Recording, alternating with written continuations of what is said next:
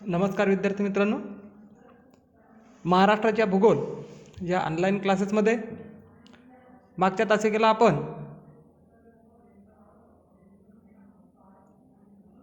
महाराष्ट्रातील जलप्रणाली या संदर्भाने अभ्यास केला होता। आज आपल्याला महाराष्ट्राच्या भूगोलाचा अभ्यास करत असताना महाराष्ट्राचे हवामान कोणत्या स्वरूपाचे आहे, या महाराष्ट्राच्या हवामानावर हवामानातील कोणत्या घटकांचा प्रभाव पडतो, तसेच महाराष्ट्राला लाभलेली भूरचना, वनांचे प्रदेश, तसेच महाराष्ट्राची भौगोलिक रचना इत्यादीचा या महाराष्ट्राच्या हवामानावर काय परिणाम होतो, या संदर्भानं आज आपण महाराष्ट्राच्या हवामानाचा अभ्यास करणार आहोत। हवामानामध्ये कोणकोणत्या घटकांचा उल्लेख केला जातो, तर हवामानामध्ये एकंदरीत त्या ठिकाणचे तापमान, आर्द्रता, पर्जन्य, वायुभार, वारे, ढग अशा अनेक घटकांचा एकंदरीत अभ्यास करून त्यांच्या निष्कर्षाच्या आधारे त्या भागाचे हवामान कोणत्या स्वरूपाचे आहे याचा अंदाज व्यक्त केला जातो। महाराष्ट्राच्या हवामानावर या तापमानातील घटकांचा, हवामानाच्या घटकांचा परिणाम तर होत असतोच, पण त्याबरोबरच महाराष्ट्राला लाभलेली भौगोलिक रचना याचासुद्धा परिणाम महाराष्ट्राच्या हवामानावर होतो।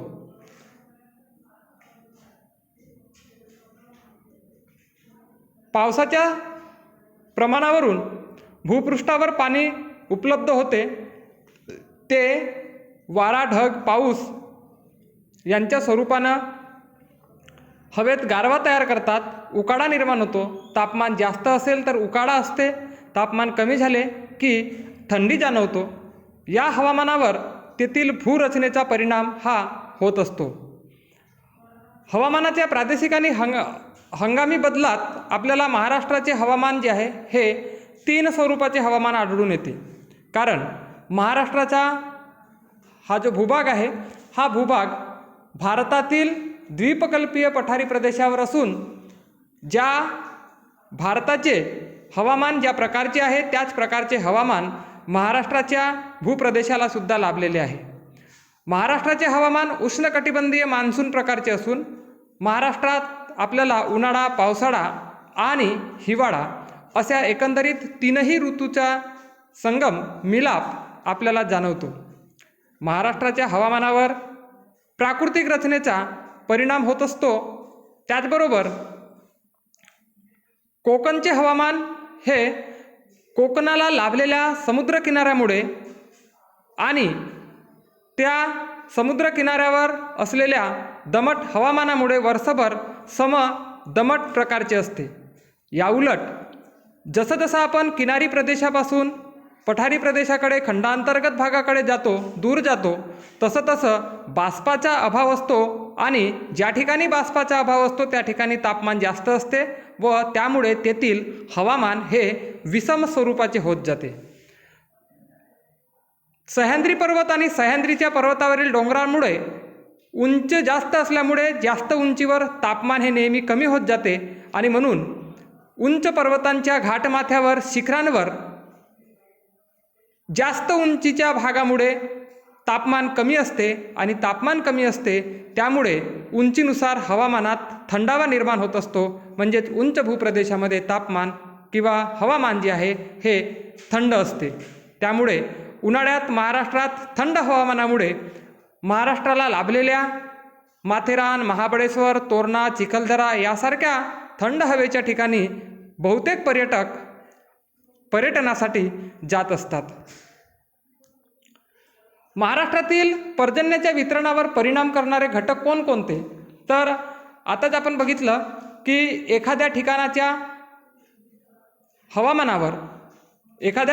हवामानावर तेथील हवामानाच्या घटकांचा, त्याचबरोबर त्या प्रदेशातील भूप्रदेशाच्या रचनेचा, त्याचबरोबर त्या भूप्रदेशाला लाभलेल्या समुद्र सानिध्याचा, समुद्र सपाटीपासूनच्या अंतराचा आणि त्या भागात पडणाऱ्या पावसाच्या आधारे तेथील वनस्पतींचा सुद्धा प्रभाव तेथल्या पर्जन्याच्या वितरणावर, तिथल्या हवामानावर होत असतो. मग महाराष्ट्रातील पर्जन्याच्या वितरणावर कोणते घटक कारणीभूत असतात? तर त्यामध्ये पहिला घटक असतो तिथली भूरचना. महाराष्ट्राची भूरचना त्रिकोणाकृती असून उत्तरेकडे विस्तार जास्त आहे, तर दक्षिणेकडे महाराष्ट्राचा विस्तार कमी होत जाऊन त्रिकोणाकृती आकार प्राप्त झालेला आहे. या महाराष्ट्राच्या पठारी प्रदेशाचा उतार उत्तरेकडे उंच व दक्षिणेकडे मंद मंद होत जातो. तसेच महाराष्ट्राच्या पूर्वेकडला भाग हा म्हणजे महाराष्ट्राकडील पूर्वेकडील भाग हा आपल्याला सपाट भूप्रदेशाचा आढळून येत असून याला मैदानी प्रदेश असे म्हणतात, तर पठारी प्रदेश असे म्हणतात. परंतु महाराष्ट्राच्या पश्चिम किनारपट्टीला अगदी समुद्राला समांतर अशी जी उत्तुंग सह्याद्री पर्वतरांग लाभलेली आहे, या पर्वतरांगेमुळे अरबी समुद्रावरून वाहत येणारे बाष्पयुक्त वारे जे आहेत, हे बाष्पयुक्त वारे सह्याद्री पर्वताच्या पश्चिमेकडे जास्त पाऊस देतात, तर सह्याद्री पर्वताच्या पूर्वेकडे जसेच ते डोंगर चढून खाली उतरण्याचा प्रयत्न करतात, त्यांच्यामधील बाष्प क्षीण होतो आणि सह्याद्री पर्वताच्या पूर्वेकडील भागात आपल्याला ते वारे अत्यंत कमी पाऊस देत असल्याचे दिसते. म्हणजेच या भूरचनेचा परिणाम असा होतो की सह्याद्री पर्वताच्या पश्चिम घाटाकडे अतिशय जास्त पाऊस पडतो, परंतु सह्याद्री पर्वताच्या पूर्वेकडील जो भाग आहे हा पर्जन्य छायेचा म्हणजेच 50 सेंटीमीटरपेक्षा कमी पाऊस ज्या ठिकाणी पडतो त्या भागाला पर्जन्य छायेचा प्रदेश असे म्हणतात. म्हणजे सह्याद्री पर्वताच्या पश्चिमेकडील भाग हा पूर्वेकडील भाग जो आहे हा पर्जन्य छायेचा प्रदेश म्हणून ओळखला जातो. त्यानंतर दुसरा प्रकार आहे, दुसरा परिणाम करणारा घटक आहे तो म्हणजे समुद्रापासूनचे अंतर. महाराष्ट्राला जवळपास 720 किलोमीटरचा समुद्रकिनारा लाभलेला आहे आणि या समुद्रकिनाऱ्यावरून वाहणारे बाष्पयुक्त वारे हे खारे वारे हे जमिनीकडे वाहण्याचा प्रयत्न करतात आणि ते समुद्राकडून जमिनीकडे वाहत असताना आपल्यासोबत बाष्प घेऊन येत असतात. म्हणून हे वारे समुद्राकडून जमिनीकडे वाहत येत असताना त्यांच्यामध्ये दमटपणा, ओलावा असतो, बाष्प असते, त्यामुळे समुद्रकिनाऱ्याचे हवामान आपल्याला नेहमी समस्वरूपाचे दिसते. त्यामध्ये जास्त तापमानाचा उल्लेख होत नाही. परंतु एखाद्या समुद्रकिनाऱ्याच्या किंवा समुद्रसपाटीपासून जसं जसं आपण दूर जातो तसं तसं म्हणजेच समुद्रकिनारपट्टीपासून महाराष्ट्राच्या पठारी प्रदेश किंवा विदर्भाच्या भागामध्ये जर आपण प्रवेश केलं तर त्या ठिकाणी मात्र आपल्याला उष्ण कोरडे हवामान आढळून येते. म्हणजेच समुद्रसपाटीपासूनचे अंतर ज्या भागाचे कमी आहे त्या भागात उष्ण दमट हवामान समशीतोष्ण त्या ठिकाणी आपल्याला दमट हवामान आढळून येते. परंतु ज्या ठिकाणी समुद्रसपाटीपासूनचे अंतर जास्त असते त्या ठिकाणी आपल्याला उष्ण दमट हवामान आढळते. त्यानंतर आहे जंगलांचा प्रदेश. जंगलसुद्धा एखाद्या ठिकाणच्या पर्जन्याच्या वितरणावर परिणाम करत असतात. महाराष्ट्राला जो भाग दाट जंगलांनी व्यापलेला आहे म्हणजेच पूर्व विदर्भाचा भाग, तसेच पूर्व विदर्भाचा भाग, पूर्व महाराष्ट्रात चंद्रपूर, गडचिरोली जिल्हा, अमरावती, नांदेड जिल्ह्याचा भाग, यामध्ये आपल्याला पावसाचे प्रमाण जास्त आढळते. कारण त्या ठिकाणी पाऊस जो आहे हा म्हणजेच येणारे जे वारे आहेत हे वारे काय करतात तर जंगलांना अडतात आणि त्याच ठिकाणी ते मोठ्या प्रमाणात पाऊस देत असतात.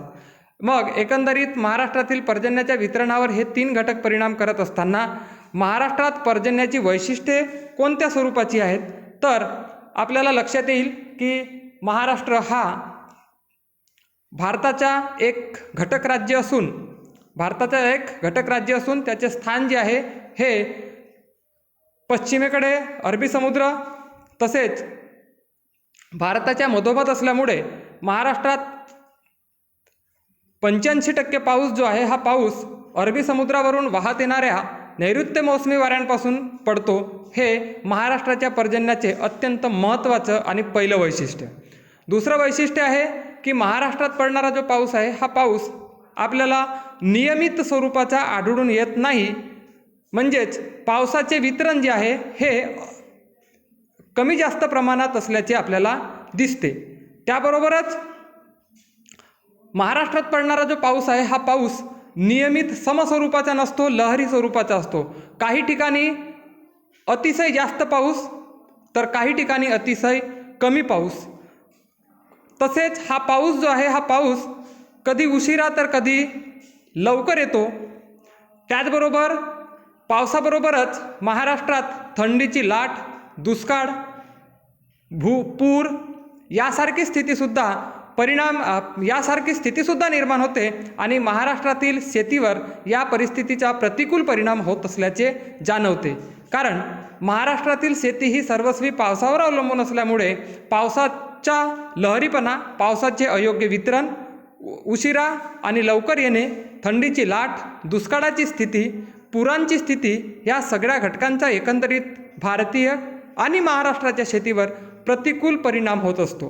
तिसरं वैशिष्ट्य आहे की महाराष्ट्रात पडणारा पाऊस हा अनियमित आणि अनिश्चित स्वरूपाचा असतो. काही ठिकाणी जास्त, काही ठिकाणी कमी, काही ठिकाणी एकही नाही, काही ठिकाणी दुष्काळ सदृश्य स्थिती, काही ठिकाणी पूर सदृश्य स्थिती, अशी स्थिती या महाराष्ट्रातील पावसामुळे निर्माण होत असते. आणि त्यामुळे खरीप आणि रब्बी अशा दोनही, पावसाळी आणि उन्हाळी दोनही पिकांचे मोठ्या प्रमाणात नुकसान या महाराष्ट्रातील पर्जन्याच्या वैशिष्ट्यामध्ये आपण म्हणू शकतो. त्यानंतर आहे की कोकण आणि विदर्भ. कोकण आणि विदर्भामध्ये आपल्याला जास्त पाऊस पडल्याचे स्पष्ट दिसते. कारण कोकणामध्ये सह्याद्री पर्वताला बाष्पयुक्त वारे अडतात आणि त्या ठिकाणी खूप मोठ्या प्रमाणात पाऊस देतात. विदर्भामध्ये सुद्धा जास्त पाऊस पडतो, कारण विदर्भाचा बहुतेक भाग हा जंगलांनी व्याप्त असून त्या ठिकाणी बाष्पीभवनाचा वेग जो आहे हा जास्त असतो आणि म्हणून त्या ठिकाणी पाऊस जास्त पडतो. परंतु मध्य महाराष्ट्राचा जर विचार केला तर मध्य महाराष्ट्रामध्ये आपल्याला पावसाचं प्रमाण कमी, अत्यल्प कमी असून कोरड्या दुष्काळ पडल्याचे वारंवार चित्र स्पष्ट होत असतात. महाराष्ट्रातील पश्चिम किनारपट्टी सोडलं तर बाकी सर्व भागात पर्जन्याची बदलशीलता आपल्याला जास्त स्वरूपाची दिसून येते. सहावं वैशिष्ट्य आहे की महाराष्ट्रातील पर्जन्याच्या वितरणात भूरचनेचा परिणाम झालेला आहे. कारण महाराष्ट्राचा संपूर्ण भूभाग जर पठारी प्रदेशाचा असता, सह्याद्री पर्वताची रांग जर नसती, तर कदाचित अरबी समुद्रावरून बाष्पयुक्त वाहत येणारे जे वारे आहेत, हे वारे महाराष्ट्रातील सर्व प्रदेशामध्ये सारख्या स्वरूपाचा पाऊस पाडू शकले असते. म्हणून भूरचनेचा परिणाम जो आहे हा महाराष्ट्रातील पर्जन्याच्या वितरणावर विषम स्वरूपाचा परिणाम झाल्याचे आपल्याला जाणवते. आणि शेवटचे वैशिष्ट्य आहे की महाराष्ट्रातील कोकण भागात सगळ्यात जास्त पाऊस पडतो. या कोकण भागामध्ये महाराष्ट्रात सर्वाधिक पाऊस पडणारे ठिकाण कोणतं, असं जर प्रश्न वारंवार विचारला तर महाराष्ट्रात सर्वाधिक पाऊस आंबोली या ठिकाणी पडतो. त्यानंतर आहे की महाराष्ट्रातील पावसाळ्यात पाऊस जो आहे हा अनियमित 4 महिने पडतो आणि या पावसामुळे आपल्याला जमिनीची सुपीक जमीन वाहून गेल्याचे सुद्धा स्पष्ट दिसते. तर एकंदरीत आपण म्हणू शकतो की महाराष्ट्राचे पर्जन्याचे जे वितरण आहे किंवा महाराष्ट्रातील पर्जन्याचे जे वैशिष्ट्य आहेत, हे वैशिष्ट्ये विषम स्वरूपाची आपल्याला दिसून येत असतात.